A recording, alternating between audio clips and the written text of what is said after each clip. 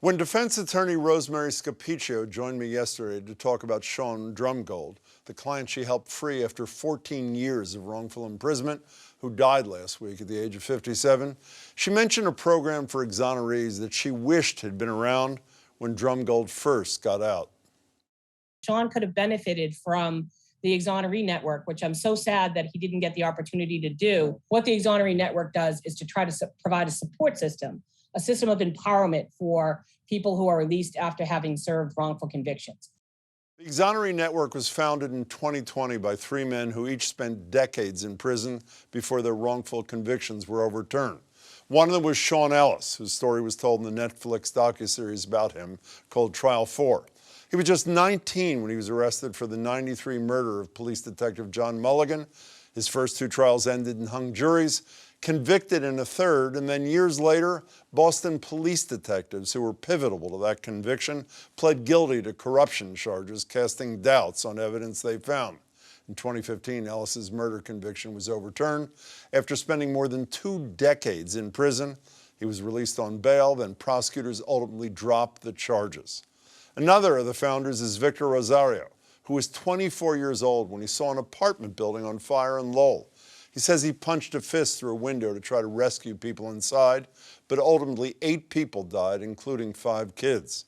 Rosario was arrested after giving a newspaper interview about his rescue efforts and ultimately confessed to arson, but later said he was pressured by police and was going through severe alcohol withdrawal at the time. For years afterward, he maintained his innocence, fought for his freedom, and in 2014, after 32 years in prison, his conviction was overturned after new evidence raised concerns that Rosario's confession was coerced and showed that fire likely was not even arson to begin with. Victor Rosario and Shawn Ellis join me now. And by the way, the third co-founder, Ray Champagne, who lost 4 decades of his life to wrongful imprisonment, died last week in a motorcycle accident just 30 months after being granted freedom. Shawn, it's good to see you. Victor, it's really good to meet you. Good to see you. Shawn, starting with you, last night Rosemary, who was also your lawyer, I'm sure people know, I assume they know, talked about Shawn Drumgold. After 15 years in prison, gets out. He's homeless for a time. His health suffers because of the rotten health care he got in prison. Waited 12 years to get compensation from the city. Is that the typical kind of thing that people face after decades in jail? That's where you start at. That's kind of like the starting point. What do you mean? Because you're not only dealing with like homelessness, you're only dealing with like bad health care, you're dealing with mental health issues, you're dealing with a lack of family being present. There's a lot of other things that accompany someone getting released out of prison after spending decades in there, especially for something that they didn't do. Were you prepared when you were released, Victor? Were you ready to re-enter a world you'd been away from for so long? I really was prepared, just because when you're in the prison system, you have so many dreams when you come in. You're not expecting that you're coming out. And after all these years that you pass, and you return back to society, you're expecting to see what you left behind. And what I saw was a lot of homelessness.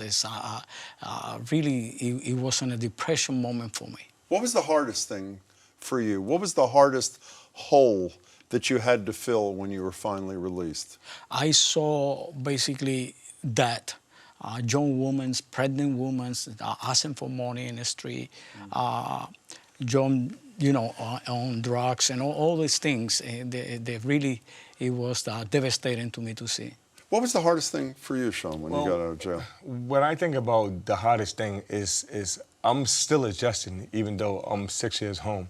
I'm still adjusting, but there's been such struggles that's gone from knowing how long to spend in the shower, which is a question that I really ask. Because you're limited to your time when you're inside. Is that where you're going? Yeah. You're definitely limited, but not only are you limited in terms of time-wise, because there's a lot of other people that need to take showers and a certain amount of showers, but you're also limited about where you can and can't take showers. There's times that I've been in certain prisons where I couldn't take showers because there was a quote-unquote water ban, because it's a water ban in the prison but not in the town. So it's as basic as even taking a shower is a huge adjustment when you're free. And do you not have to deal with the fact that it doesn't matter what the court says? You were in jail for decades. You were in jail for decades. I assume there's still people that say, he's guilty. He just got out on some technicality. Do you have to deal with that? Absolutely, absolutely. You need to face that. Even inside, when you're inside, everybody saying to be innocent, to be proof, okay? And I face it. I face it that, But I know what is in my heart. I know what is in my mind, okay? And I know that I'm an innocent man. So you're at peace with that? Absolutely. Do you have to deal with that? I do. And how do you cope with that? We have this community, and this community is so helpful in a lot of ways. And one of the ways of coping with it is just reminding one another that you're always going to have the naysayers, because to begin with, there was a false narrative. So there's going to be people that believe in that false narrative, and unfortunately are going to stick with it. Let's talk about this support network that you, with Ray Champagne, helped to create. Here is Ray Champagne, and I mentioned he died a day apart from Shawn Drumgold, by the way, in a motorcycle accident. And here he is at a 2022 virtual event from the wonderful New England Innocence Project. And in this conference, there were the voices of a number of exonerated people. Here's Ray Champagne's. We've all gone through what they went through. So those people need to have someone that can be there for them when they need it.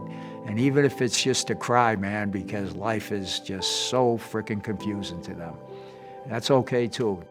What other kinds of services and support do you provide people who live through nightmares like you did? So the supportional support, the support range from emotional support, housing support, technological support. We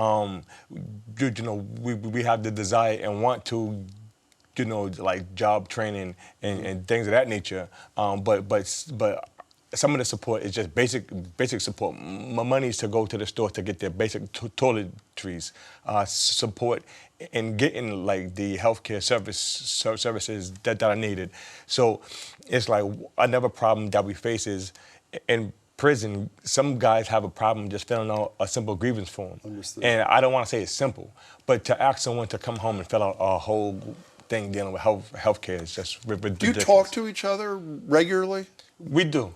Yes. We do. Like within the Exoneree community, there's like a brotherhood, and we check in with one another and make sure that one another. And that's part of the support, just knowing that a brother is there to support another. What other kinds of services, what other kinds of support is the network providing?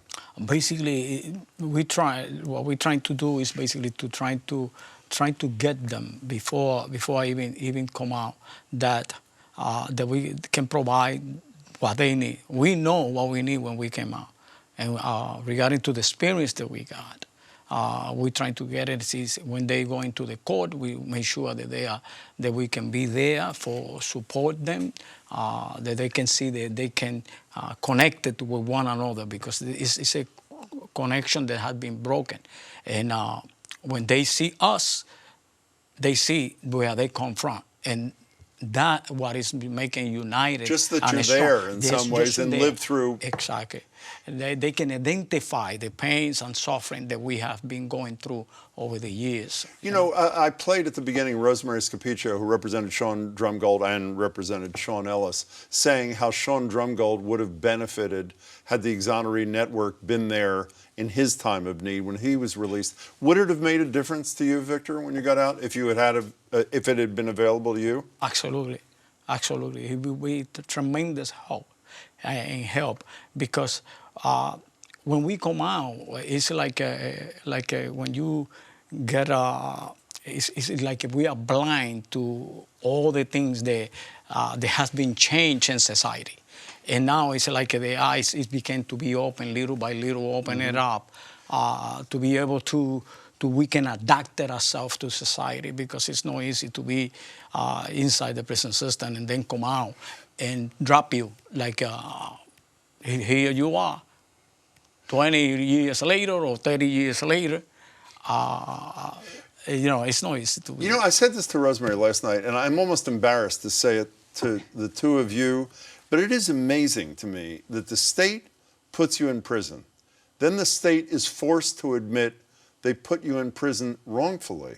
And then when they are forced to release you, they feel no obligation to do anything to undo as best they can the pain and damage they've caused. Finally, some good news. The legislature, from what I understand in their most recent budget, congratulations to them, $250,000 to the Exoneree Network, I think through the Innocence Project or something like that. That's the first time that's happened from the state, correct? The first time. And what's going to happen? How will that money be spent? So dealing with providing the services and building out the infrastructure. Up until now, some people have been volunteering their time to kind of help pull things together. But the demand is so great that we need to build out the infrastructure in terms of hiring clinicians and people to manage caseloads and make sure that things are implemented as the process is going on. You know, and by the way, as Rosemary said to me last night, Scapiccio, this is just the seed money. There's much more money that needs to be raised. And I'm going to give you the web address to learn more about the Exoneree Network in a couple of minutes. You know, one of the things that strikes me, and again, I know this is not unusual, when talking about Shawn Drumgold's fight with the city for a decade before he got a settlement. It gets back to what I said before, where the state seems to feel no obligation to compensate for the wrong that they are responsible for, and then there's a big fight. Do you hope that this $250,000, this appropriation, is an indication that maybe that dam is going to break and that maybe there'll be a greater understanding that people like you and Ray and so many others shouldn't have to fight for some compensation for the years you lost? I hope it's a step in the right direction, but like I'll say this: is there's a damning need for a house for exonerees coming home. A lot of times, like we don't know when people are coming home, so it's the court makes a ruling that there was wrong done, that this person should not be in prison, and the person goes from a prison cell to coming home, and coming home to where? And so we would like to take the $250,000 and use it as a down payment on a house, but unfortunately that isn't what we're dealing with. But it is a start. There's a lot more work that needs to be done because there's not a lot of acknowledgement to in that. Well, there's a lot more work that needs to be done, and I'll say I hope for everybody, the two of you and your colleagues shouldn't have to do it alone. Hopefully we'll all pledge to make it right as best we can too. Shawn, as always, it's good to hear your voice. Victor, it's really good to meet you. Congratulations on your work. It's really important. Shawn Ellis, Victor Rosario. For more information on the Exonerees Network, head to newenglandinnocence.org/exoneree-network.